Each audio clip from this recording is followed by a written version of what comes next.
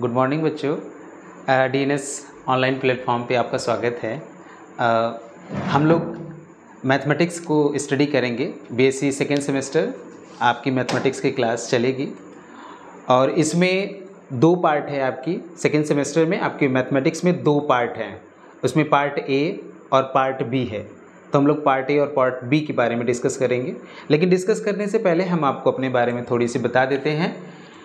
ठीक है, हम आपको मैथमेटिक्स की स्टडी कराएंगे और मेरा नाम जो है वो विदुष कुमार है और मैंने अपना ग्रेजुएशन महात्मा गांधी काशी विद्यापीठ से कंप्लीट किया है और मास्टर हमने आईआईटी धनबाद से कंप्लीट किया है।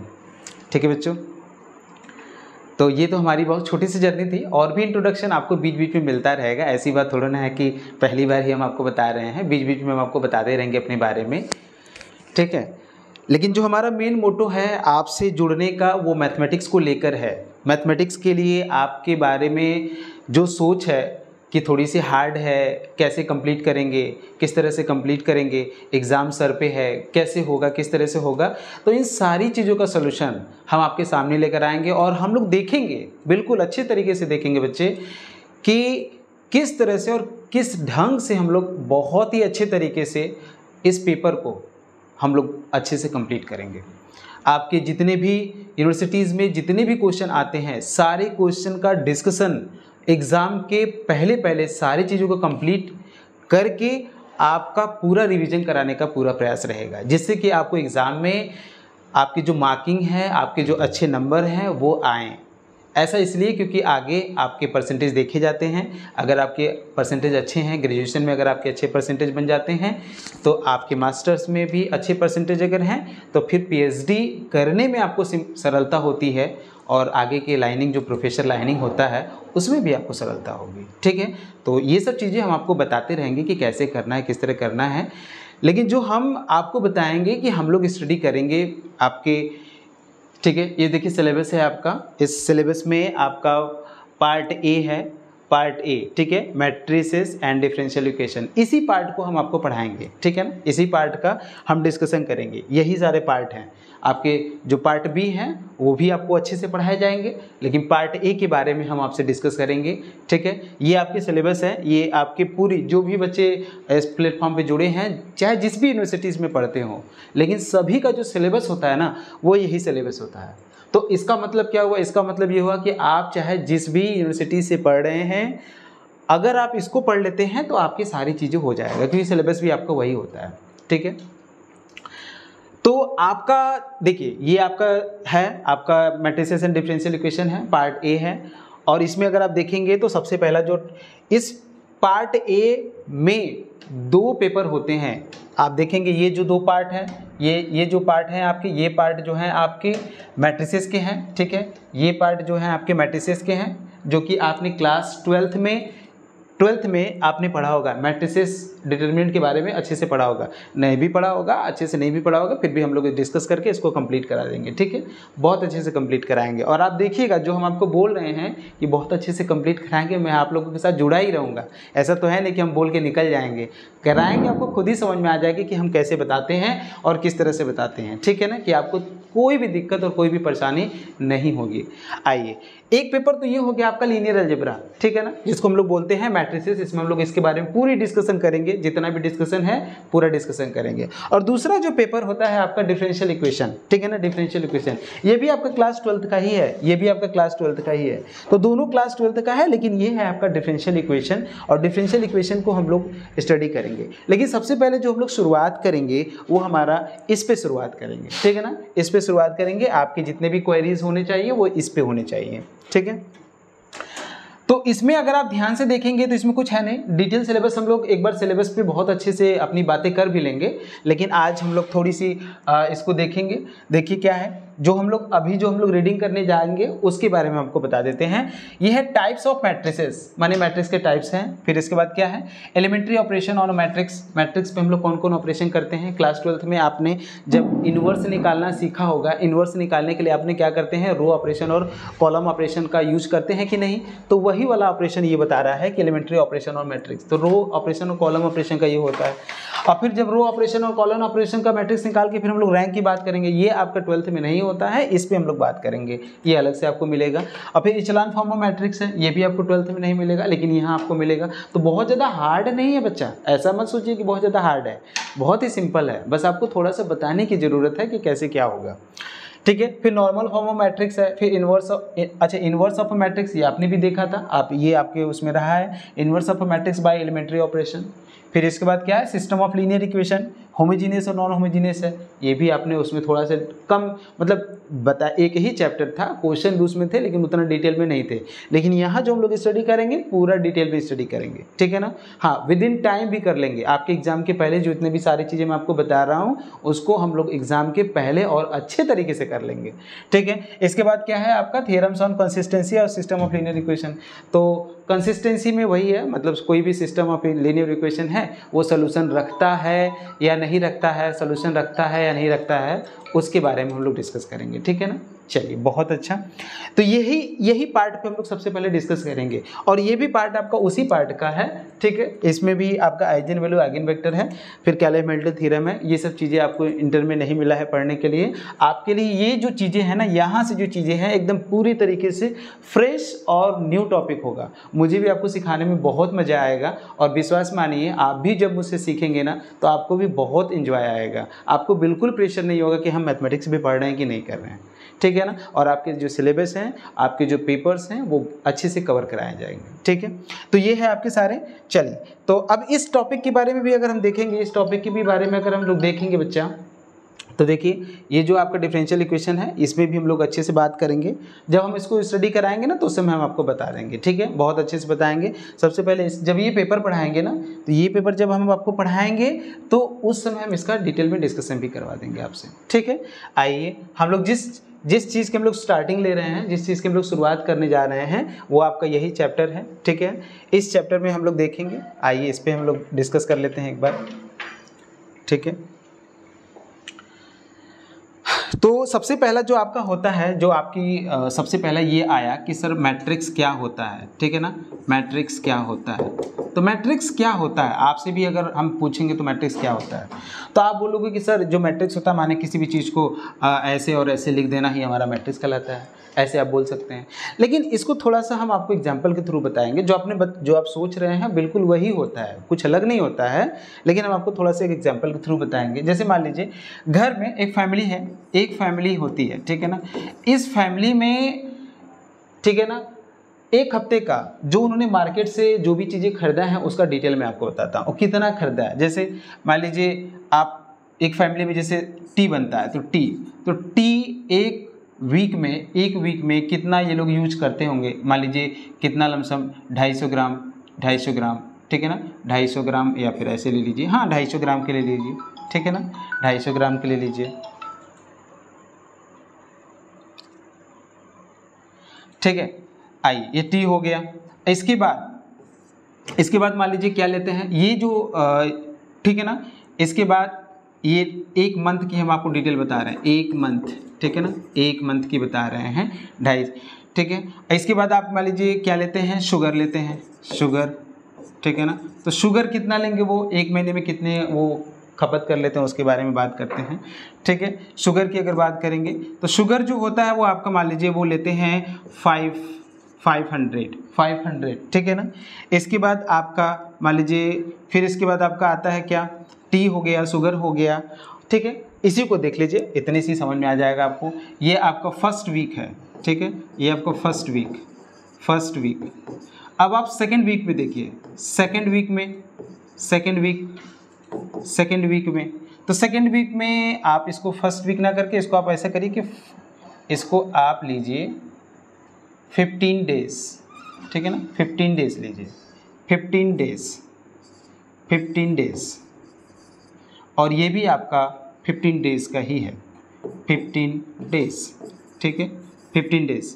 ये आपकी एक फैमिली है, एक फैमिली में जो आपको बता रहे हैं एक फैमिली है, और एक मंथ में ये दो चीज़ों का कितनी खपत करते हैं उसके बारे में बता रहे हैं।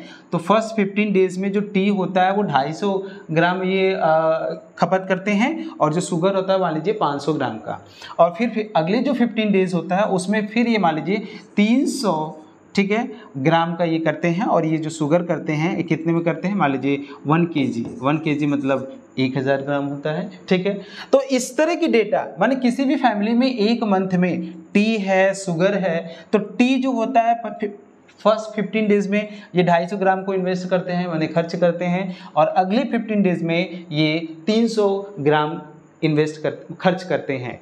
और ये भी शुगर है, और ये क्या है, ये भी शुगर है। तो इसको क्या करना है, इसी डेटा को, ये जो डेटा है ना, इसी डेटा को एक एरे में लिखना है। एरे मतलब समझते हैं, इस तरह का आप बना सकते हैं। इस तरह से लिखने की जो प्रक्रिया होती है ना, इस तरह से जो अरेंजमेंट होता है, अरेंजमेंट, इस तरह की जो अरेंजमेंट होता है, इसी अरेंजमेंट को हम लोग क्या बोलते हैं, मैट्रिक्स बोलते हैं। ठीक है ना, इसी अरेंजमेंट को क्या बोलते हैं, मैट्रिक्स। माने कोई भी डेटा आपको दिया जाए, उस डेटा को रो में लिखना। देखिए ये रो है, इस तरह से अगर आप इसको देखेंगे तो रो है, ये भी आपका क्या है, रो है, और ये आपका क्या है, कॉलम है। ये आपका क्या है बच्चा, कॉलम है, और ये भी आपका क्या है, कॉलम है। ठीक है ना, तो इस तरह की डेटा जो है, कोई भी डेटा है, ऐसे लॉट्स ऑफ एग्जाम्पल आपके सामने हो सकते हैं। मैं बस आपके सामने वो एग्जाम्पल रखा हूँ जो आप घर में यूज़ करते हैं, उसके बारे में हम बता रहे हैं आपको। ठीक है ना, तो ये टी है, आप 250 ग्राम किसी फैमिली में फर्स्ट 15 दिन में वो 250 ग्राम जो होता है वो मान लीजिए यूज़ कर लेते हैं, और जो शुगर होता है वो 500 ग्राम की यूज़ करते हैं, और यहाँ टी जो होता है 15 डेज में, और ये 100, ठीक है, इस तरह से करते हैं। ठीक है, तो इस डेटा को हम एरे में लिख देंगे। इसी एरे में लिखने के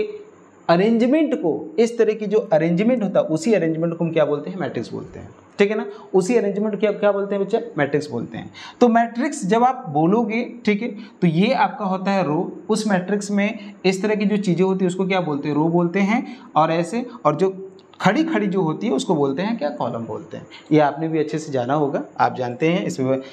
ठीक है, अगर ये आपको समझ में आया है तो मैट्रिक्स की डिफिनीशन भी हम लोग लिख सकते हैं, और अच्छे से लिख सकते हैं। मैट्रिक्स की डिफिनीशन देखिए आती नहीं है, ठीक है ना, एग्जाम में आपको नहीं आएगा, आपको बस समझने की जरूरत है कि matrix, what is matrix, matrix होता क्या है।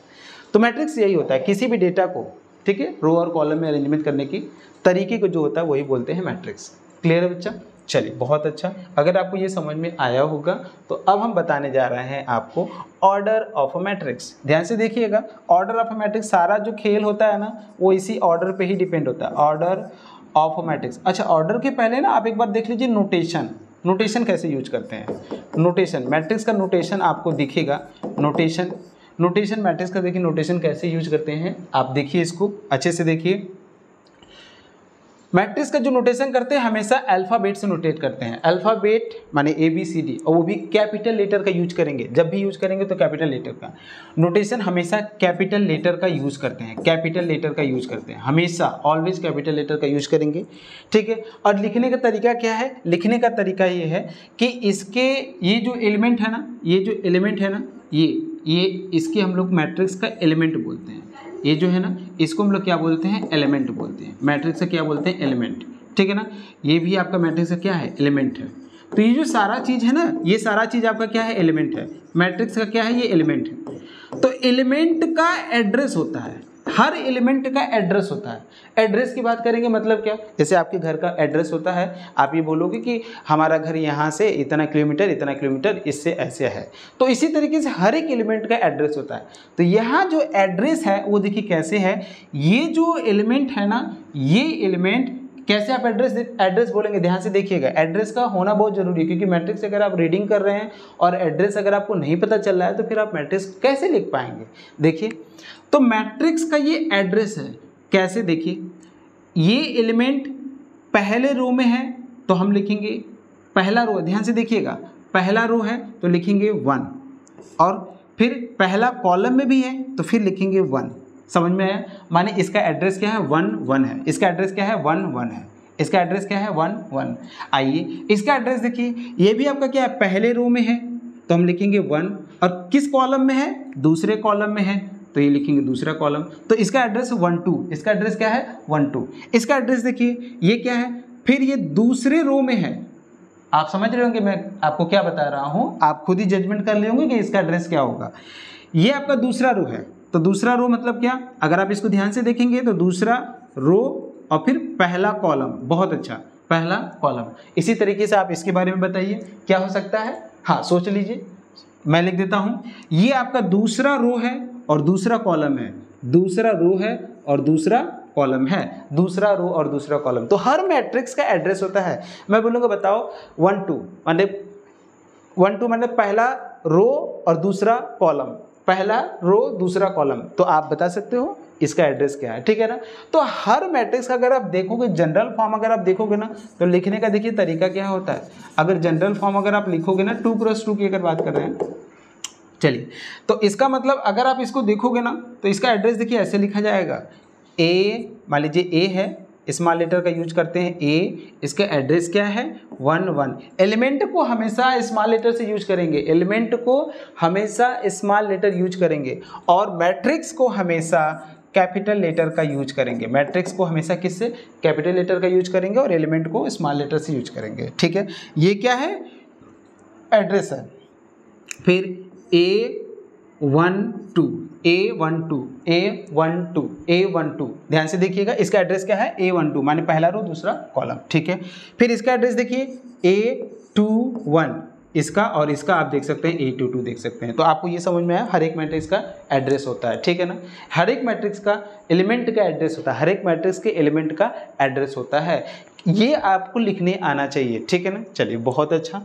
इस तरह से अगर आप देखेंगे, इस तरह से अगर आप देखेंगे बच्चा, तो हम लोग एक मैट्रिक्स और बनाने की कोशिश करते हैं। देखिए ऐसे बनाएंगे। हम आपको इसमें बता दिए हैं कि इसमें 3 रो हैं। रो कितने हैं, वो 3 हैं, और कॉलम कितने हैं, कॉलम है आपका 4, कॉलम भी आप ले लीजिए 3, कॉलम भी ले लीजिए 3 और रो भी 3 ले लीजिए, ठीक है। अब आप देखिए, तो अगर आप इसको ध्यान से देखेंगे तो इसमें जो एलिमेंट होगा वो स्मॉल लेटर से यूज करते हैं, एलिमेंट को किससे यूज करते हैं, स्मॉल लेटर, और हर का एड्रेस होता है A11, फिर A12 माने इसका एड्रेस क्या है, पहला रो दूसरा कॉलम, और ये A13 पहला रो तीसरा कॉलम।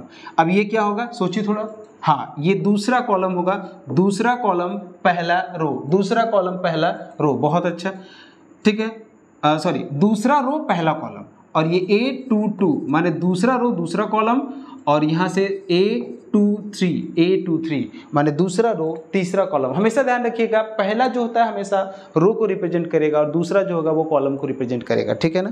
पहला जो होगा रो को रिप्रेजेंट करेगा, दूसरा जो होगा वो कॉलम को रिप्रेजेंट करेगा।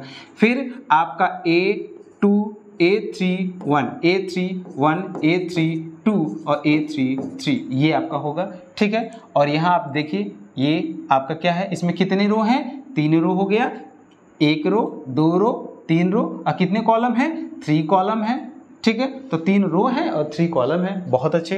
तो यहाँ से क्या लिखेंगे, यहाँ देखिए जितने रो हैं पहले हम लिखेंगे 3, और फिर क्या लिखेंगे, कॉलम लिखेंगे तो 3, ठीक है ना। तो यही से आपको ये समझ में आती है, यही पे मैं आपको बता देता हूँ, ठीक है। इसी पे मैं आपको बता देता हूँ कि ऑर्डर ऑफ मैट्रिक्स क्या होता है।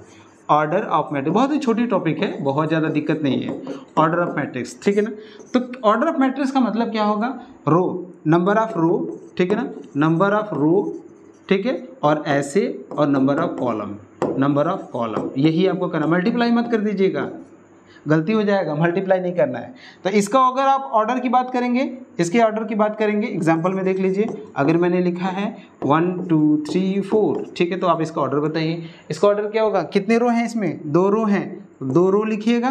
कितने कॉलम हैं, यहाँ देखिए 2 कॉलम हैं। अच्छा, लिखने का तरीका भी देखिए, मैट्रिक्स आप ऐसे बना दिए हैं तो यहाँ नीचे जो होता है थोड़ा सा नीचे लिखेंगे 2 × 2, ठीक है ना, आपको अच्छे से पता होगा। एक मैट्रिक्स अगर मैंने ऐसे बनाया, आप बताइए थोड़ा, 1 2 3 0 -1 4 और 3 2 1, ये है। अब आप सोचिए इसके मैट्रिक्स का ऑर्डर क्या होगा, तो आप काउंटिंग करिए कितने रो हैं यहाँ पे, 1 रो 2 रो 3 रो, तो 3 रो हैं। कितने कॉलम है, 1 कॉलम 2 कॉलम 3 कॉलम, तो 3 कॉलम भी है। समझ में आया बच्चा, बहुत अच्छा। तो आपको ये समझ में आया होगा किसी मैट्रिक्स में रो आपका क्या है, इस तरह से है, और ये है, ठीक है ना। अब यही ऑर्डर पे मेरे ख्याल से समझ में आया होगा, आपको अच्छे से समझ में आया होगा। चलिए आगे बढ़ते हैं बच्चा, ठीक है। अब ध्यान से देखिएगा, यहीं पे एक बढ़िया सा क्वेश्चन आपके सामने आता है कि किसी भी मैट्रिक्स में, ध्यान से देखिएगा, इसी पे बढ़िया क्वेश्चन आएगा अगर आप इसको ध्यान से देखेंगे, कि किसी भी मैट्रिक्स के पास, ठीक है, 8 एलिमेंट है। A matrix has 8 element. A matrix, example है आपका, बढ़िया क्वेश्चन है। A matrix has 8 element, 8 element. A matrix has 8 element. किसी भी मैट्रिक्स के पास 8 एलिमेंट है, then find the possible order of the matrix. Then what is the what is the possible order. देखिए पॉसिबल बोला गया है, possible order of the matrix, ये क्वेश्चन को ध्यान से देखिए, बहुत अच्छा क्वेश्चन है ये। क्या बोला है? Matrix has 8 element. मैट्रिक्स के पास कितने एलिमेंट है? 8 एलिमेंट है। Then find what is the possible order of the matrix. उसके पॉसिबल ऑर्डर क्या होगा? तो पॉसिबल ऑर्डर का मतलब देखिए कैसे निकालेंगे ऐसे क्वेश्चन को, ऐसे क्वेश्चन का सोल्यूशन कैसे करेंगे। पॉसिबल ऑर्डर बोला गया है, आपको हिंट मिल गया होगा। पॉसिबल ऑर्डर में 8 है ना, 8 को लिखने का तरीका देखिए, 1 क्रॉस 8 मल्टीप्लाई करेंगे तो 8 आएगा। 8 लिखने का तरीका मैं बता रहा हूँ, ठीक है। अब इसको रन कराइए, 1 के बाद क्या करिए, इसको अपने से 2 लिखिए। क्या लिखिए? 2 अपने से लिखिए। अब 2 में हम क्या मल्टीप्लाई करें कि 8 आ जाए? बिल्कुल आपका करेक्ट आंसर है 4। 2 में हम क्या मल्टीप्लाई करेंगे कि 8 आ जाएगा? 4 आ जाएगा। बहुत अच्छा। फिर क्या यहाँ पे 3 लिख सकते हैं? सोचिए थोड़ा, क्या यहाँ पे 3 लिख सकते हैं? तो 3 में आप क्या मल्टीप्लाई करेंगे कि 8 आ जाएगा? कुछ नहीं, नंबर हमेशा ऐसे ही नहीं होते। यहाँ पे 3 नहीं ले सकते हैं, ठीक है। बहुत अच्छा। तो 3 अगर नहीं ले सकते हैं तो क्या लेंगे आप? 4 लेंगे। 4 और 4 में क्या मल्टीप्लाई करें? तो 2 मल्टीप्लाई करें तभी 8 आएगा। और फिर इसके बाद फिर अब अगला क्या होगा? 8 होगा। और 8 में हम क्या मल्टीप्लाई, क्योंकि 8 इसलिए मैं डायरेक्ट लिख दिया क्योंकि 4 के बाद 5 होगा। 5 में हम कोई नंबर मल्टीप्लाई नहीं कर, कोई ऐसा नंबर ही नहीं जिसको मल्टीप्लाई करने पर 8 आ जाएगा, ठीक है ना। हाँ फ्रैक्शन वाला होगा, मगर फ्रैक्शन वाला हमसे कोई मतलब नहीं, यहाँ फ्रैक्शन ऑर्डर नहीं होता है, ठीक है ना। तो यहाँ से आपका हो जाएगा 8 क्रॉस 1, ठीक है। बहुत अच्छा। अगर आप देखेंगे इसको बीच से अगर डिवाइड कर देंगे तो यही देखिए 4 पॉसिबिलिटी है। कितनी पॉसिबिलिटी है? 4 पॉसिबिलिटी है, 4 पॉसिबल ऑर्डर है। ध्यान से देखिए 4 पॉसिबल ऑर्डर है आपका, 4 पॉसिबल ऑर्डर है, ठीक है ना बच्चा। बहुत अच्छा, आपको ये समझ में आ रहा होगा। मैं बीच से लाइन इसलिए खींचा हूँ क्योंकि देखिए रिपीटेड होता है। देखिए इसके बाद ये रिपीट करेगा, देखिए 4 2 और फिर अगला देखिए 8 और 1, तो रिपीट कर गया है, ठीक है। तो ऐसा अक्सर होगा, इस ऐसे क्वेश्चन में अक्सर ऐसा होगा कि आधे जो होगा रिपीट कर जाता है, ठीक है। लेकिन आप बोलेंगे सर ये दोनों सेम है क्या? नहीं, दोनों अलग अलग हैं। तो पॉसिबल ऑर्डर क्या होगा? 4 होगा। आप बोलोगे सर कैसे? मैं बोलूँगा सर इसमें 2 ऑर्डर हैं और 4 मतलब 2 रो हैं और 4 क्या कॉलम है। इसमें क्या 4 रो हैं और 2 कॉलम हैं, तो अंतर तो है ही। समझ में आया बच्चा? चलिए बहुत अच्छा, आगे बढ़ते हैं। एक क्वेश्चन आप अगर करना होगा तो आप कर सकते हैं, मैं आपको ऐसे ही होमवर्क में दे देता हूं, आप उसको कोशिश करिएगा। अगर बन जाएगा तो अच्छी बात है। यहाँ पे आप ऐसे क्वेश्चन को बना लीजिएगा, ठीक है ना। ऐसे मतलब अब मैट्रिक्स हैज़ अ मैट्रिक्स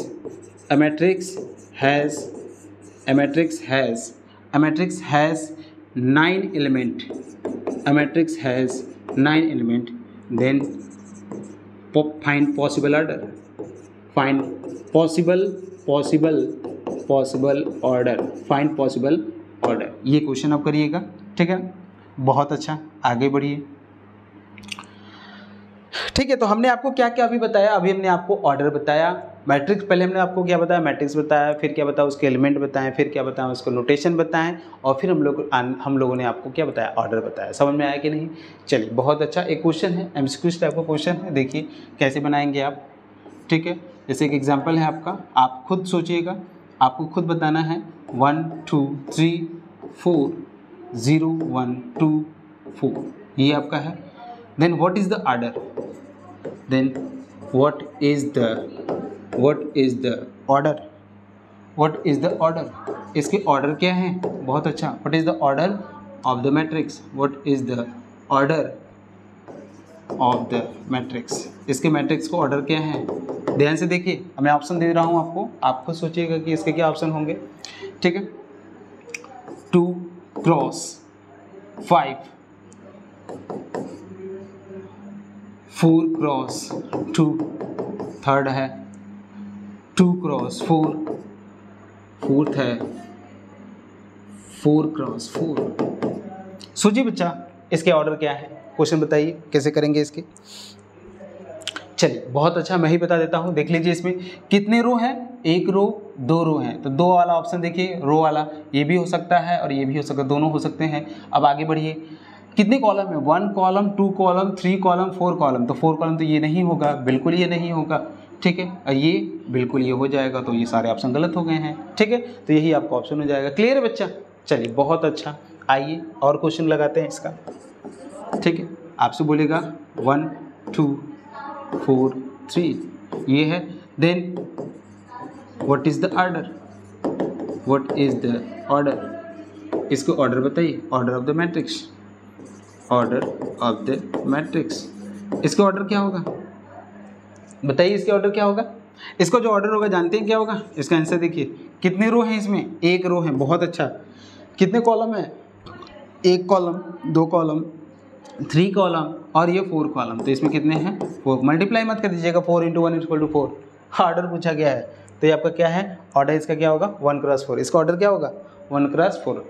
ठीक है ना? तो आप सोचेंगे सर ये ऑर्डर पे इतना ज़्यादा काम क्यों किया जा रहा है? तो ऑर्डर पे इसलिए काम किया जा रहा है क्योंकि आगे चल के ऑर्डर का बहुत बड़ा रोल होता है, इसलिए हम लोग इस पर थोड़ा सा काम कर रहे हैं। ठीक है ना? चलिए बहुत अच्छा, थोड़ा सा आगे बढ़िए। इस तरह के ऐसे बहुत सारे क्वेश्चन हैं, ऐसे ये बहुत सारे क्वेश्चन हैं। जैसे मैं आपको कुछ क्वेश्चन करवा देता हूँ, आप देख लीजिए। अभी ऑर्डर पे हमारे सामने और भी क्वेश्चन हैं, अगर आप कहें तो मैं इसको कुछ क्वेश्चन और करवा देता हूँ, देख लीजिए। बहुत जल्दी हो जाएगा, बहुत ज़्यादा दिक्कत नहीं होगा। ठीक है ना? थोड़ा सा आगे बढ़ जाइए। हाँ देखिए, एक क्वेश्चन है आपके सामने, ठीक है, देख लीजिए इसको। बहुत सिंपल है, बहुत ज़्यादा हार्ड नहीं होता है। ठीक है ना? इसीलिए मैंने आपको बताया कि हम आपको इस तरह से बताएंगे कि आपको थोड़ा सा भी तकलीफ नहीं होगा। आपके जो भी जितने भी क्वेरीज़ हैं, सारी क्वेरीज़ को हम लोग आसानी से और अच्छे से करेंगे। ठीक है ना? आइए देखिए क्वेश्चन क्या है आपके सामने।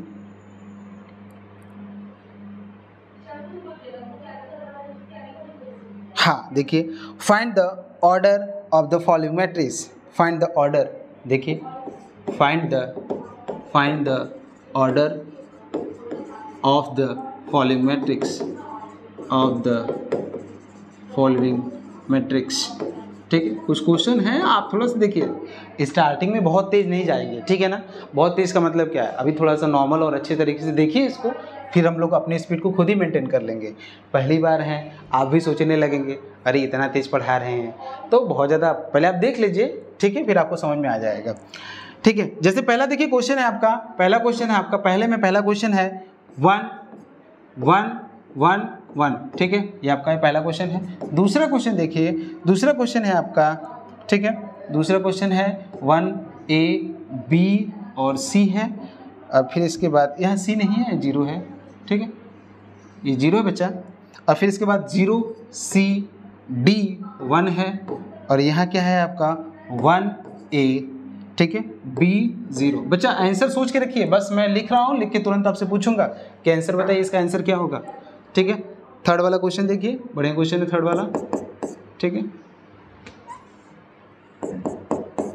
थर्ड वाला क्वेश्चन देखिए, लिखा है 2 2 3 4 5 2 3 4 5। बहुत अच्छा। एंड फोर्थ वाला मेरे ख्याल से आंसर सब लोग का आ रहा होगा, बिल्कुल। 2 3 3 4 5 6 7 8। बहुत अच्छा। आंसर बताइए, सबका आंसर बताइए बच्चा। हाँ, पहले वाले का देखिए आंसर क्या होगा, इसका आंसर देखिए, पहले वाले का आंसर ये होगा।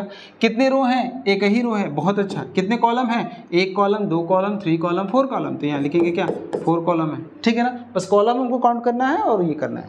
चलिए, इसका आंसर बताइए, इसका आंसर क्या होगा? इसका आंसर होगा, कितने रो हैं? 1 रो, 2 रो, 3 रो। यहाँ लिखेंगे 3। देखिए एक बात हमेशा ध्यान रखिएगा, गलती से भी अगर आपने शुरुआत में ही कॉलम को काउंट कर लिया, 1 2 3 4, यहाँ लिखा आपने 4, तो गलत हो जाएगा। पहले रो होता है, फिर कॉलम होता है, इस बात को ध्यान रखिएगा।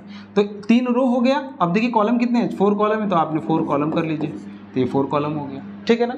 अरेंजमेंट को थोड़ा सा ध्यान दीजिएगा। ठीक है ना? अरेंजमेंट को आप थोड़ा सा ध्यान दीजिएगा। समझ में आया बच्चा? चलिए बहुत अच्छा। इस क्वेश्चन को भी आप ध्यान से देख लीजिए, और ये क्वेश्चन भी आप देखेंगे तो इसका ऑर्डर कितना होगा? 1 रो, 2 रो, 3 रो, 4 रो। तो इसमें 4 रो हो जाएंगे। कितने कॉलम हो जाएंगे? यहाँ पे 1 कॉलम हो जाएगा। इसको भी देखिए, कितने रो हैं? 1 रो, 2 रो, 3 रो, 4 रो। तो 4 रो हो जाएगा। और इसके कितने कॉलम हो जाएगा? 1 कॉलम, 2 कॉलम। तो 2 कॉलम हो गया। तो यही देखिए ऑर्डर ऑफ अ मैट्रिक्स होता है। ठीक है ना? यही आपका ऑर्डर ऑफ मैट्रिक्स होता है। समय थोड़ा सा हम लोग आज क्लास लेट स्टार्ट किए हैं, लेकिन कल से हमारी जो क्लास होगी वो 8 से 9 बजे होगी। आप लोग चाहे जहाँ भी रहें और आइए और क्लास लीजिए। ठीक है ना? आपको मेरे ख्याल से समझ में आया होगा ऑर्डर ऑफ मैट्रिक्स। कल हम लोग जो स्टार्टिंग लेंगे, ठीक है, टाइप्स ऑफ मैट्रिक्स के पहले हम लोग इक्वल ऑफ अ मैट्रिक्स, माने 2 मैट्रिक्स इक्वल कब होते हैं उसको हम लोग देखेंगे, और उस पर कुछ हम लोग क्वेश्चन को भी सॉल्व करेंगे। ठीक है ना? उम्मीद है कि आपको ये समझ में आया होगा और अच्छे से समझ में आया होगा। ठीक है ना? चलिए बहुत अच्छा। ठीक है, धन्यवाद बच्चे।